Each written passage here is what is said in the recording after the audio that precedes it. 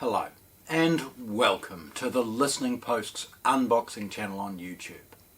Today I'm unboxing Bluesound's brand new Pulse Cinema soundbar. This is a fully Atmos 3.2.2 soundbar with a total of 16 drive units on board. It's got the decoding for all of the Dolby surround sounds, including obviously Atmos. It's got smart DSP on board. It'll orientate, whichever way you orientate it, it'll work out how to bounce the sound off the setting for Atmos. Everything. It's brilliantly well thought out. Heaps of power on board. A total of 500 watts dispersed across all of the drive units, with about 65 watts in a woofer and all the tweeters about 35 and so on, as it looks across the multiple array of speakers that this has on board. It does a brilliant job of traditional sort of two-speaker cinema environment. It's got enough bass to be able to produce quite a comfortable bottom end. Although, please, like any soundbar, you want to complement it with a subwoofer if you're after a bit more oomph. Being part of the Bluesound ecosystem, though, really seals and cements this from a quality perspective. It ties into all of the other Bluesound products as part of its multi-room setup. But please, you could buy this as a standalone product if you wished, but it gives you a huge advantage with the fact that across a multi-room you've got the same app running any number of different environments.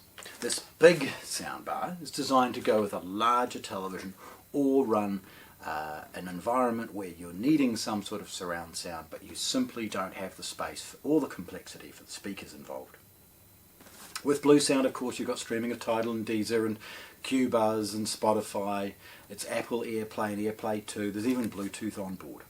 It's a brilliant array of features, and from a sound quality perspective, perfect. Again, lots of trickery done within the DSP, lots of individual amplifiers, so Bluesound can control every element of what it is doing, and you can play around with some of the cinema settings as well. Okay, let's have a look. Okay. This is an outer freight carton, so it's got some basic information associated with the fact it's a Bluesound Pulse Cinema, part of their multi-room, bluesound.com, bit of information about where to download the app, and worth mentioning, there's also one for laptops and PCs and things like that as well. It's got on each end scannable information associated with model and serial number. Everything else is copied, okay? Getting into these is really straightforward. It's taped closed. Now, given the fact that this is an outer freight carton, it's designed to offer a little bit more protection and also the ability for you to discard freight labels and all of those marks and scratches that are associated with transit. In it, spin around. Once inside, you've actually got a carry handle and a plain white box. Taking that out is relatively straightforward. What I'm going to do is just roll this over. Like anything that's kind of heavy, or in this instance a bit awkward because you can see its size, it's easier just to roll it over and take the box off rather than try and lift the product out. Get rid of that. Okay, and we see the plain white inner box. Now it's sealed closed here with a little bit of a sort of a security seal. It's got a little tag, very straightforward.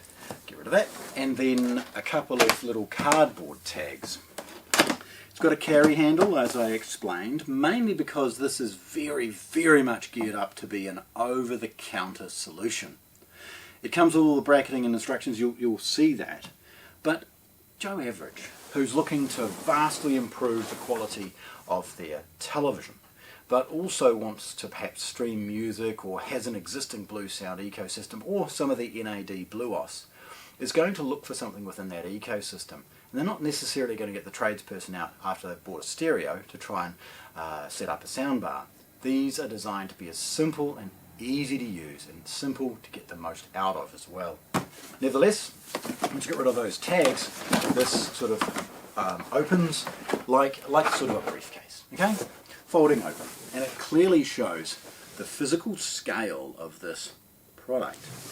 The first thing we'll see is the quick startup guide. It's basically about where you put the power cord, okay?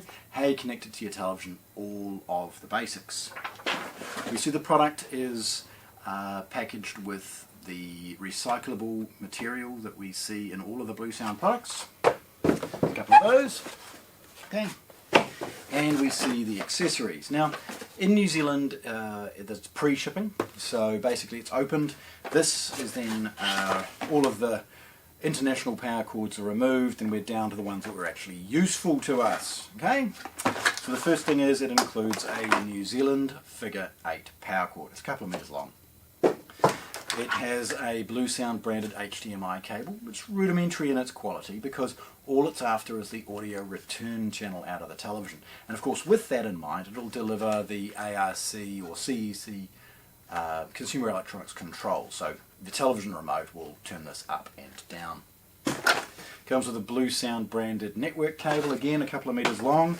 And then there's a couple of accessories associated with its mounting. There's an Allen key and a hex, 2 bolts that go in the back of the unit. Look, as always, hang around for the photographs. I'll show you the accessories and the mounting points and all of those types of things. There's also a couple of plastic clips to lock the unit in place on the wall. Okay, get rid of that. Now the product itself is very big. Again, this features 16 drive units. So I'm going to pull that out and place it off to one side and then show you the rest of the stuff that it comes with. This is where, again, Bluesound have worked so hard to ensure that this product is easy for the end user to get the most out of. They've included a wall mounting bracket and they've put a logo and arrows on it to ensure you can't muck it up. The bracket itself is pre-scalloped for the 2 hex bolts that I mentioned earlier and has foam rubber on both sides to ensure that once it's installed we've got no vibration or chatter, anything along those lines. Then we see a much more comprehensive layer of accessories and information associated with its installation. And it's in a little piece of card that is also designed to stop this packaging from moving around. Getting the information out is relatively straightforward. Okay, pull that. Okay, get rid of that. We've got a Bluesound comprehensive manual. It's multilingual, goes into electrical safety compliance, it goes into all of those types of things. Where to go to for ultimate help, very easy. But the reason I'm pausing is it also includes this, which is a template showing the exact markings. This is exactly the same size as the soundbar, and on it all of the markings and points where you have fixing in the bracket. It means it's very, very straightforward to get the most out of. Blue tack that onto a wall, drill some holes, you're done. The soundbar itself isn't extremely heavy, so you don't necessarily need to use timber in behind the wall. You could use toggles or jibmates or something along those lines. But it's wonderful that they've thought about you as an end user when adding the accessories as far as installation. That's excellent to see. Right, now let's look at the soundbar. No apologies for its size.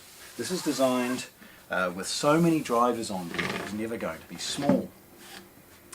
It has, again, 3.2.2, so it'll run Atmos. Again, wherever you orientate it, it'll work out which way up it needs to go. Nevertheless, it comes with, obviously, a polish bag. This is sort of the back, so I'll spin it round. The front is beautiful as far as things go. Got a bit of fluff off the bag there, that's about it. It's got a cloth front, and it's designed to be orientated in one of 3 ways. Upright on a wall, down on a surface, and again it immediately knows what's going on, or up this way, no, that way, depending on the cabling that you require. It's worth mentioning that the pre-taps and everything like that is designed for any different orientation you want. The unit actually displays its status, just like all the other Bluesound products, with a red, green, blue sort of indicator, and that's your play pause as well as your skip and play forward associated with the operation of your music playback. At the back you see a really comprehensive set of inputs and outputs, way more than you would expect. And it's worth noting, and please, as always, hang around for the close-up photographs. We've got a figure 8 power cord input. Now, sorry, the reason I pause, the screen printing for the inputs and everything are designed with both upright and the other way around orientation. So they're upright and upside down screen printed, so it doesn't matter how you're looking at this, it's easy for you to find out what's going in and out of this product. Nevertheless, figure 8 power cord, nice and easy. USB, that allows you to put a small USB drive in and play offline music basically. Download your favourite music library, download your backup music, so that when you've got an interrupted internet connection or something like that, you can play music if you wish. There's a LAN for basic network connection, optical input for audio out of the television, as well as the HDMI eARC for audio return. That will of course also give you the consumer electronics control that I mentioned for the volume on the television. There's a single set of left and right analog inputs for an external source, perhaps a turntable with a phono preamp or something similar, and there's a subwoofer output. Of course, being part of the Bluesound ecosystem, this product will also integrate with wireless rears like the Pulse Flex and their wireless subwoofer, the Pulse Sub. So all of this can be part of any number of different home theatre configurations, whether it be a standalone soundbar trying to do all the work or share the load with some rears or a subwoofer as well. So there we have it. Bluesound's brand new Pulse Cinema soundbar. Atmos 3.2.2, 16 drivers, 500 watts, all of those things that you would expect out of Bluesound. It looks brilliant, it sounds brilliant, and we're so proud to share it with you today, here at the Listening Post in Christchurch, New Zealand. Thanks for watching. If you want to see more, subscribe to our channel.